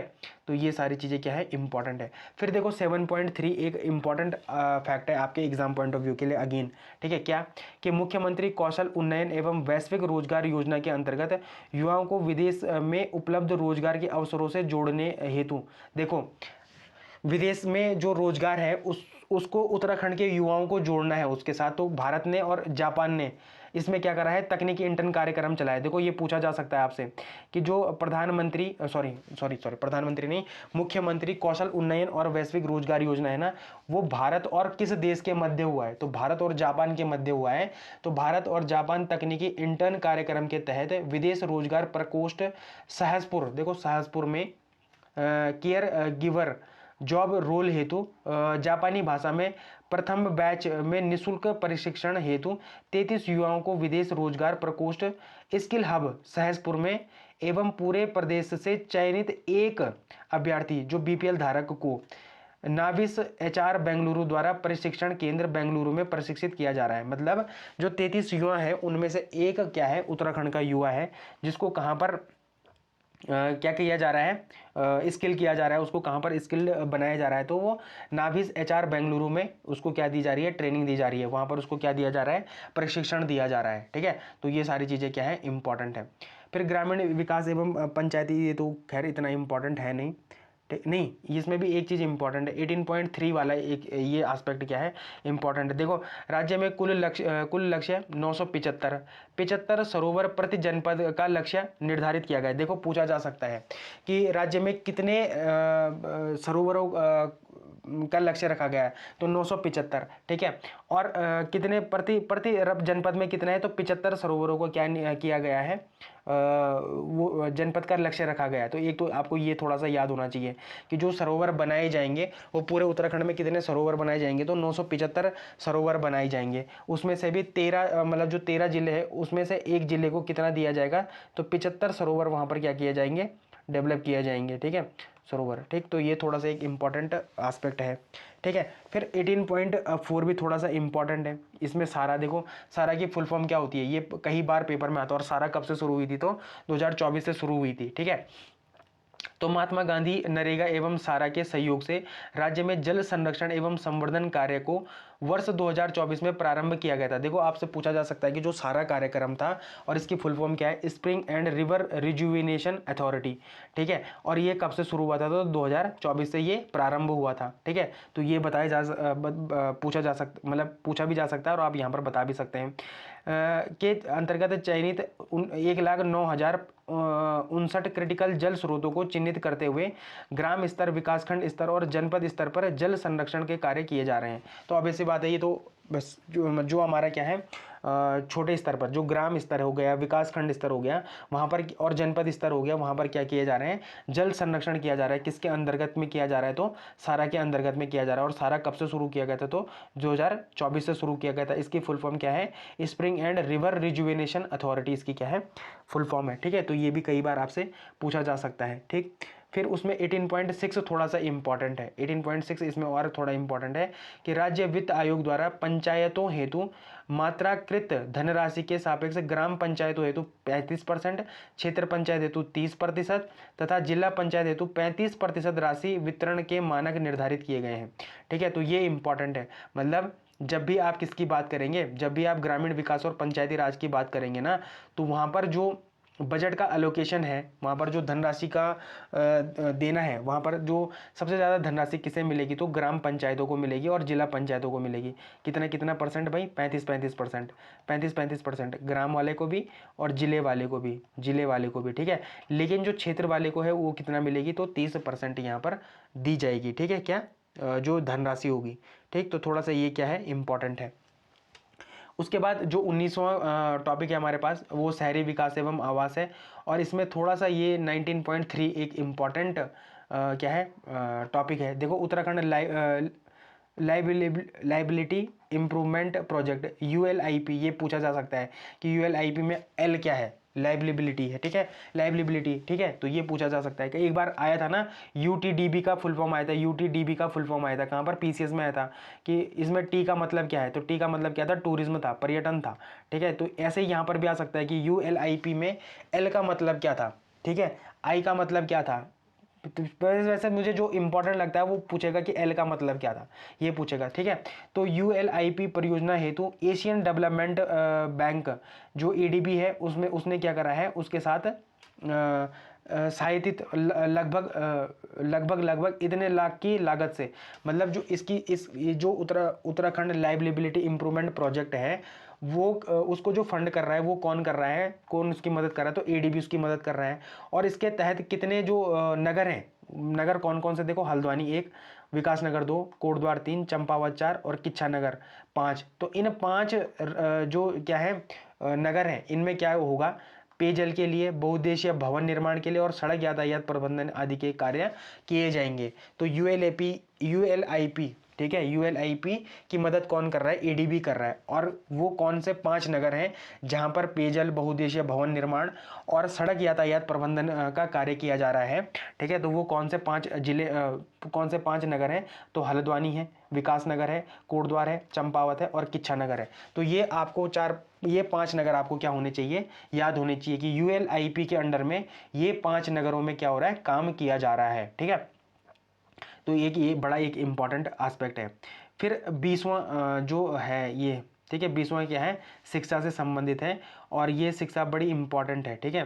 तो यहाँ पर क्या है, जटिल भौगोलिक क्षेत्र में आने जाने, देखो हाँ, यहाँ पर थोड़ा एक शब्द आया था एस्कॉट, ठीक है। तो एस्कॉट मतलब क्या है, एस्कॉट का मतलब क्या है कि जो एक तो ट्रांसपोर्ट के लिए जो वाहन के बारे में, एक्सपोर्ट मतलब होता है मदद करना, एक्सपोर्ट नहीं है, एस्कॉट है, एक्सकॉट का मतलब होता है मदद, ठीक है। एक्सकॉट का मतलब क्या होता है, मदद करना। और किन 2 चीज़ों से मदद करना, एक तो जंगली जानवरों से, क्योंकि भाई जंगली जानवरों से, ठीक है, जंगली जानवरों से क्या हो रहा है लगातार कि भारत, उत्तराखंड में क्या देखने को मिलता है आपको, वो मानव वन्यजीव संघर्ष देखने को मिलता है ना। तो उसके लिए जो विद्यालय जाने वाले जो छात्र हैं, कितने 8,668 बच्चों को एस्कॉर्ट सुविधा प्रदान की गई है। एस्कॉर्ट सुविधा क्या होती है, मदद होती है। और कैसे, जंगली जानवरों से मदद हो गई, चाहे अगर क्या है भौगोलिक क्षेत्र जटिल है, ठीक है, तो उनके लिए क्या किया जाए, यातायात की व्यवस्था की जाए, उसके लिए क्या है, एक बड़ा एक इम्पॉर्टेंट यहाँ पर कदम उठाया गया है एस्कॉर्ट का, ठीक है। तो ये थोड़ा सा एक जो टर्म है ये आपको मेंस में काम करेगा, ठीक है, इंटरव्यू में काम करेगा। वहाँ पर आप बता सकते हैं कि शिक्षा को और बढ़ावा देने के लिए सरकार ने क्या करा है, एस्कॉर्ट व्यवस्था भी क्या करी है, शुरू करी है, जहाँ पर जंगली जानवरों से सुरक्षा और ट्रांसपोर्ट इत्यादि में क्या करेगी, मदद करेगी, ठीक है। फिर और क्या इंपॉर्टेंट है, और क्या इंपॉर्टेंट है, फिर हाँ एक ये चीज़ इंपॉर्टेंट है, 20.3 अटल उत्कृष्ट विद्यालय योजना के अंतर्गत छात्र छात्राओं को भविष्य में रोजगार के लिए बेहतर अवसर प्राप्त एवं प्रतिस्पर्धा के लिए सुदृढ़ रूप से तैयार किए जाने के उद्देश्य से विद्यालय शिक्षा के अंतर्गत अटल उत्कृष्ट विद्यालय योजना संचालित की जा रही है। सीधा सीधा पूछा जा सकता है कि अटल उत्कृष्ट विद्यालय योजना का संबंध किससे है, ठीक है। तो भविष्य में बेहतर रोजगार के लिए तथा प्रतिस्पर्धा में सुदृढ़ तैयार करने के लिए क्या की जा रही है, अटल उत्कृष्ट विद्यालय योजना शुरू की जा रही है, जिसके अंतर्गत राज्य में 189 राष्ट्रीय माध्यमिक विद्यालयों को अटल उत्कृष्ट विद्यालय के रूप में विकसित कर उन्हें सीबीएसई बोर्ड से संबंध किया जा रहा है। मतलब ये क्या थे, पहले स्टेट बोर्ड में थे ये स्कूल, अब वो किस में चेंज हो गए हैं, तो वो किस में चेंज हो गए हैं भाई, अब अटल उत्कृष्ट विद्यालय शिक्षा में क्या हो चुके हैं, चेंज हो चुके हैं, ठीक है। तो ये सारी चीज़ें क्या है, इंपॉर्टेंट है। उसके बाद ये भी बड़ा एक इम्पॉर्टेंट है 20 पॉइंट, सॉरी हाँ 20 तो हो गया। फिर यहाँ पर है 21, हाँ ये थोड़ा सा एक इम्पॉर्टेंट है स्वास्थ्य। और 20 यहाँ पर 21.3 एक इम्पॉर्टेंट क्या है एस्पेक्ट है। देखो ये सीधे सीधे पूछा जा सकता है आपको कि उत्तराखंड योग नीति 2025, सीधे सीधे आपसे क्वेश्चन पूछेगा कि उत्तराखंड योग नीति कब की है, तो 2025 की है, ठीक है। इसको थोड़ा सा याद रखना, ठीक है। उत्तराखंड योग नीति कब की है, तो 2025 की है। तो योग नीति उत्तराखंड को विश्व प्रसिद्ध आयुष केंद्र के रूप में विकसित करने, प्रमाणिक आयुष स्वास्थ्य सुविधाएं प्रदान करने और राज्य को योग और ध्यान केंद्रों के विकास का केंद्र बनाने के लिए उत्तराखंड ने इसके शासनादेश और कब से स्वीकृत किया है, तो देखो 6 जून 2025 को स्वीकृति प्रदान करी है। तो पूछा जा सकता है कि उत्तराखंड योग नीति कब की है और एग्जैक्टली उत्तराखंड योग नीति को स्वीकृति कब दी गई थी सॉरी। तो उत्तराखंड योग नीति तो 2025 की है, एक चीज़ तो आपको ये याद रखना है। दूसरा, इसको स्वीकृति कब दी गई, तो 6 जून 2025 को इसको क्या दे दी गई है, स्वीकृति दे दी गई है, ठीक है। एक ये इंपॉर्टेंट था स्वास्थ्य में, जो आपको याद होना चाहिए आपके प्रिलिमिनरी एस्पेक्ट से। फिर महिला सशक्तिकरण एवं बाल विकास में ये बड़ा इंपॉर्टेंट है 23.3, हाँ ये एक इम्पॉर्टेंट टॉपिक है, ठीक है। यहाँ से कई बार क्वेश्चन आते हैं। देखो अनुपूरक पोषाहार योजना के अंतर्गत 6 माह से 6 वर्ष तक आयु के बच्चों के वर्ग के बच्चों और गर्भवती धात्री, मतलब धात्री महिला क्या होती हैं, जो लैक्टेटिक वुमेन होती हैं, दूध पिलाने वाली महिलाएं होती हैं, को वर्ष में 300 दिन अनुपूरक पोषाहार दिए जाने का लक्ष्य रखा गया है। ठीक है, ये आपसे कभी भी पूछा जा सकता है कि अनुपूरक पोषाहार योजना के अंतर्गत कितने से कितने आयु के वर्ग वाले बच्चे आते हैं। तो 6 माह से 6 वर्ष तक के बच्चे आते हैं, 6 वर्ष की आयु तक के बच्चे आते हैं। ठीक है, ये आपको एक तो पता होना चाहिए। दूसरा, कितने दिवस इसमें अनुपूरक पोषाहार देने की बात है, तो 300 दिवस अनुपूरक पोषाहार देने की इसमें क्या है, बात है। ठीक है, एक तो ये पॉइंट बड़ा इंपॉर्टेंट है। दूसरा ये पॉइंट इंपॉर्टेंट है 22.4 वाला। देखो, कुक्ड फूड योजना के अंतर्गत आंगनबाड़ी में पंजीकृत 3 से 6 वर्ष तक के बच्चों को ताजा पका भोजन प्रदान किया जाता है। ठीक है, तो ये भी पूछ सकता है कि कुक्ड फूड योजना के अंतर्गत कितने से कितने वर्ष के बच्चों को ताजा पका हुआ भोजन प्रदान किए जाने की बात है। तो कितना से कितने है भाई, 3 से 6 वर्ष तक के बच्चों को है। ठीक है, तो ये दोनों पॉइंट क्या है, मोस्ट इंपॉर्टेंट पॉइंट है, जो कि आपके पास कभी भी आ सकते हैं। ठीक है, उसके बाद मुख्यमंत्री महालक्ष्मी योजना। ठीक है, जरा मुझे एक बात बताना कि मुख्यमंत्री महालक्ष्मी योजना कब आई थी। ठीक है, ये फर्दर बाद में भी आएगा, लेकिन थोड़ा सा मुझे ये बताना कि मुख्यमंत्री महालक्ष्मी योजना कब आई थी। ठीक है, थोड़ा सा ये देखो, मुख्यमंत्री महालक्ष्मी योजना के तहत राज्य में सुरक्षित मातृत्व के उद्देश्य से दृष्टिगत आंगनवाड़ी केंद्र में पंजीकृत गर्भवती महिला के प्रथम, द्वितीय या जुड़वा बालिकाओं के जन्म पर सुरक्षित मातृत्व के दृष्टिगत मुख्यमंत्री महालक्ष्मी योजना के अंतर्गत क्या मिलेगी, महालक्ष्मी किट भी प्रदान की जाती है। तो ये भी बड़ा ही इंपॉर्टेंट क्या है, एस्पेक्ट है। 22.5 भी क्या है आपके लिए बहुत ही एक इंपॉर्टेंट फैक्ट है, जो आपको स्टेटमेंट वाले क्वेश्चन में बहुत इंपॉर्टेंट रोल प्ले अदा करेगा। ठीक है, फिर ये भी बड़ा एक इंपॉर्टेंट फैक्ट है। 22.6 तीलू रौतेली पुरस्कार वित्तीय वर्ष 2025-26 में कितने लोगों को दिया गया है, कितनी किशोरियों और महिलाओं को दिया गया है, तो 13 किशोरी महिलाओं को तीलू रौतेली पुरस्कार से सम्मानित किया गया। फिर 22.7 में क्या है, आंगनवाड़ी कार्यकर्ता पुरस्कार वित्तीय वर्ष 2025-26 के अंतर्गत 33 आंगनवाड़ी कार्यकर्ती पुरस्कार से सम्मानित किया गया है। ठीक है, तो तीलू रौतेली पुरस्कार 13 लोगों को मिला है, 13 महिलाओं को मिला है, किशोरियों को मिला है। ठीक है, और आंगनवाड़ी कार्यकर्ती जो पुरस्कार है वो कितने को मिला है, तो 33 वुमेन को मिला है। ठीक, तो ये सारी चीज़ें क्या है, इंपॉर्टेंट है। उसके बाद क्या है, उसके बाद है हाँ, उसके बाद सतत विकास। तो आपको पता ही कि एसडीजी में हम लोग क्या है, पहले नंबर पर हैं। उसके बाद थोड़ा सा 24वां पॉइंट बड़ा इंपॉर्टेंट हो जाता है खेलकूद के बारे में। ठीक है, अब देखो यहाँ पर जो अपने क्या हुए थे, राष्ट्रीय खेल हुए थे, 38वें राष्ट्रीय खेल हुए थे। यहाँ पर उनका एक क्या होता है, आप रिवीजन कर सकते हैं। ठीक है, 24.1 में क्या है, उत्तराखंड राज्य द्वारा 28 जनवरी 2025 से 14 फरवरी 2025 तक 38वें राष्ट्रीय खेलों का भव्य सफलतापूर्वक आयोजन किया गया। इसमें उत्तराखंड राज्य के खिलाड़ियों द्वारा 24 स्वर्ण पदक, देखो गोल्ड कितने जीते गए, 24 जीते गए, रजत सिल्वर कितने जीते गए, 35 जीते गए, ब्रॉन्ज कितने जीते गए, 44 जीते गए, और टोटल 103 पदक अर्जित किए गए। और 37वें राष्ट्रीय खेलों में हम 25वें नंबर पर थे, और हम 38वें राष्ट्रीय खेलों में कितनेवें नंबर पर आ गए, 7वें नंबर पर आ गए। बाकी इसके बारे में मैं आपको डिटेल में कई बार बता चुका हूँ, चाहे आप PYQ सीरीज़ पढ़ लें, वहाँ पर भी बता चुका हूँ। ठीक है, चाहे आप DNA पढ़ लें, वहाँ पर भी मैं आपको ये बता चुका हूँ। ठीक है, तो ये सारी चीज़ें क्या है, इंपॉर्टेंट है। फिर 24.2 भी क्या है, एक बड़ा इंपॉर्टेंट है। ठीक है, यहाँ पर धनराशि को बढ़ाया गया है। ठीक है, तो 38वें राष्ट्रीय खेलों में पदक विजेता खिलाड़ियों को नगद पुरस्कार हेतु पूर्व में निर्धारित राशि, पहले क्या होता था, देखो स्वर्ण पदक हेतु 6 लाख रुपए दिए जाते थे, रजत पदक के लिए 4 लाख रुपए दिए जाते थे, कांस्य पदक के लिए 3 लाख दिए। अब ठीक दुगना कर दिया है, मल्टीप्लाई बाय 2 कर दिया है। पहले अगर गोल्ड के लिए 6 लाख रुपए दिए जाते थे, तो अब 12 लाख रुपए दिए जाते हैं। पहले रजत सिल्वर जीतने वाले को 4 लाख रुपए दिए जाते थे, तो अब कितने दिए जाते हैं, 8 लाख रुपए दिए जाते हैं। कांस्य पदक जीतने वाले को 3 लाख रुपए दिए जाते थे, तो अब कितने, अब 6 लाख रुपए दिए जाते थे। मतलब आप ये याद रखना कि अब जो नई नीति आई है, नगद पुरस्कार धनराशि आई है, वो ठीक दुगनी है, पुराने से दुगनी है। पहले 6 लाख रुपए गोल्ड में मिलते थे, देखो यहाँ पर थोड़ा सा देख लेते, गोल्ड सिल्वर और ब्रॉन्ज, पहले 6 मिलते थे। ठीक है, इसमें 4 मिलते थे, इसमें कितने मिलते थे, 3 मिलते थे। अब कितने मिलते हैं, ये अब है। ठीक है, ये पहले है। ठीक है, अब कितने मिलते हैं, 12, यहाँ पर 8 और यहाँ पर 6 लाख रुपए मिलते हैं। तो यहाँ पर आपको थोड़ा ये याद करना है। ठीक है, ये आपके एग्जाम पॉइंट ऑफ व्यू के लिए बड़ा इंपॉर्टेंट है। बाकी यहाँ पर ग्रामीण खेलकूद और ये तो इंपॉर्टेंट नहीं है। फिर 25वां एक इंपॉर्टेंट एस्पेक्ट है समाज कल्याण के एस्पेक्ट से। ठीक है, और यहाँ पर भी जो क्या है, जो 25वां है, इसमें 25.5 पांचवा चौथा बड़ा इंपॉर्टेंट आदर्श ग्राम की बात है। देखो प्रधानमंत्री आदर्श ग्राम योजना में चयनित ग्रामों को एक आदर्श ग्राम बनाना ही इस योजना का मुख्य उद्देश्य है। देखो प्रधानमंत्री आदर्श ग्राम योजना कब से शुरू हुई थी ये हम बाद में भी देखेंगे, ठीक है।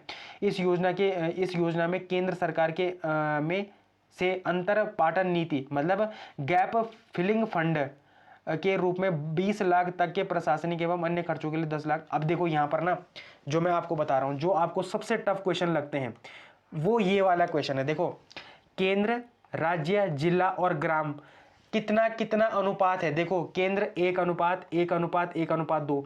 ये कभी पेपर में आ गया ना सच में कि प्रधानमंत्री आदर्श ग्राम योजना के अंतर्गत, ठीक है, जो गैप फिलिंग फंडिंग है उसका रेशियो कितना है, केंद्र, राज्य, जिला, ग्राम में कितना रेशियो है, किस किस का रेशियो है, ये बहुत कम लोग कर पाएंगे जिन्होंने क्या करा होगा, इकोनॉमिक सर्वे को अच्छे से डिटेल में पढ़ा होगा। तो इसको याद रखना, केंद्र में देखो सेंटर, स्टेट, डिस्ट्रिक्ट और गांव को क्या लिखते हैं, विलेज, ठीक है। इसमें सेंटर में इसका एक और इसका 2, मतलब 1:1:2 और ये 100% आपके पेपर में आ सकता है, ठीक है। जैसा अब आपका पेपर का पैटर्न बन रहा है ना कठिन, उस हिसाब से ये क्वेश्चन आ सकता है। आदर्श ग्राम योजना में जो गैप फिलिंग फंडिंग है उसके रेशियो के बारे में आपको पूछ सकता है। तो 1:1:2 को आपको क्या करना है, याद रखना है। बाकी इसमें कुछ और इतना इंपॉर्टेंट मुझे लगा नहीं जो आपके एग्जाम पॉइंट ऑफ व्यू के लिए इंपॉर्टेंट है। बाकी ये जो 26वां है कि सूचना एवं प्रौद्योगिकी में, तो राष्ट्र में IT अवस्थापना में के साइबर सुरक्षा हेतु cyber crisis management planning CCMP और critical information infrastructure CCI guidelines को उत्तराखंड कैबिनेट ने दे दी है, स्वीकृति वगैरह दे दी है। ये सारी चीज़ें क्या है, इंपॉर्टेंट है। बाकी थोड़ा सा ये याद रखना कि सर्ट इन इंडिया के लिए कंप्यूटर इमरजेंसी रिस्पॉन्स टीम, देखो ये कई बार पेपर में आता है, CERT सर्ट इन, ये कई बार पेपर में कंप्यूटर के पेपर में आता है, ठीक है। देखो यहाँ पर ये इसीलिए इकोनॉमिक सर्वे इंपॉर्टेंट है। और कहीं ना कहीं देखना, जो लोग कहते हैं ना कि इतना सारा पता नहीं कहाँ से आ रहा है, कहीं से नहीं आता। वो आपको सरकार की योजनाओं पे ध्यान रखना है, इकोनॉमिक सर्वे बजट पे बहुत ज़्यादा ध्यान रखना है, वो सारे क्वेश्चन आपको यहाँ पे मिल जाएंगे। देखो सर्ट इन की फुल फॉर्म क्या होती है, सर्ट में सीम क्या होता है, computer emergency response team in India, ठीक है। वैसे सर्ट UKT मतलब कंप्यूटर इमरजेंसी रिस्पॉन्स टीम इन उत्तराखंड, तो ये हो जाएगा, बस सिंपल सा है, कुछ इसमें ज़्यादा वो चीज़ें नहीं है, ठीक है। बाकी इसमें एक ये थोड़ा सा ये इंपॉर्टेंट है, हाँ ये इंपॉर्टेंट है, ठीक है।